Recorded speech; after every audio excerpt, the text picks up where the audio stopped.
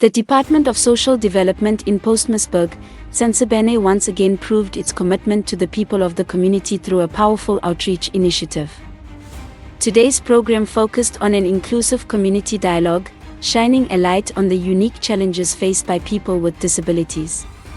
The event also addressed critical issues such as gender-based violence and substance abuse, in collaboration with local stakeholders and mining companies, including Bishop Mine of the Asmang Group and Afrimat. The voices of people with disabilities were heard loud and clear. A key message emerged, that persons with disabilities are still not sufficiently accommodated in the workplace. The dialogue also highlighted the urgent need for small businesses owned by people with disabilities to be given more opportunities to grow and contribute to the local economy, as well as employment opportunities for people with disabilities. The Department of Social Development continues to expand its footprint, making sure no voice is left unheard in Tsantsabane. Good afternoon, I'm Nontabeko Vilakasi, MEC responsible for social development in the Northern Cape. We are here today in Postmasburg in preparation on our launch will be on the 14th of August, where the Minister of DSD will also be part of that event. We are going to launch our Center for People Living with Disabilities.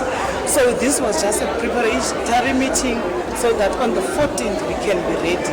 And we also embark on some other issues where we advocate and awareness programs on issues of GBV, issues of people with disabilities, and issues of drugs, because we know that those are the areas that our youth, that kills our youth. So we said, let's start now as part of our build-up program to the 14th.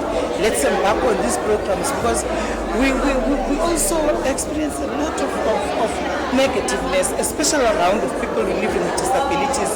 We are here today to talk to the community that when they see people living with disabilities, they must take them as us. They are not different.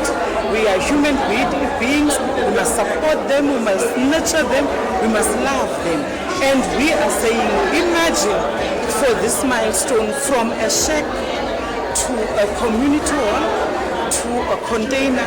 Now on the 14th, we will be launching a center for people living with disability. It's the milestone for those. So it's one of the indications to show that this government, together with the municipalities and the stakeholders in these areas, we know these areas have mines, and the role that the mines are playing in our communities. We are happy.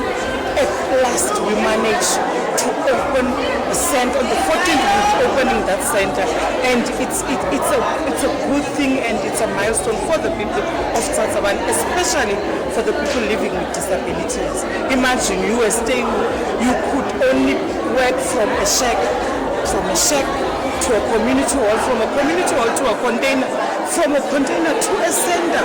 So it's also an indication to say this is the caring government. When we said we're going to look after our people, this is what we were talking about, because people with disabilities are not different. They are human beings like us. They deserve the best that we can offer for them. District Director Godfrey Fonani acknowledged the role of mines that are involved in sustainable economic development in the broader Tsantsabane, but called on all mining operations to be involved and to accommodate people with disabilities in their operations. And in other news, on July 30, 2025, SAPS members in the ZFM district celebrated Colonel Kutvis's retirement after an incredible 39 years of loyal service. Colleagues, commanders, and community leaders paid tribute to his dedication, honoring the legacy he leaves behind as he embarks on the next chapter of his life. The August edition of our national magazine will also feature the inspiring story of Western Cape Lieutenant Colonel Gordon, a dedicated officer who truly lives her calling in the South African Police Service. The edition will be available from August 1st on our website. This news bulletin is proudly brought to you by our advertisers, who understand and value the vital role of independent community journalism. We extend our sincere gratitude to all our advertisers for making this week's edition of the Horizon Gazette possible. Horizon Media, Postmasburg, Northern Cape.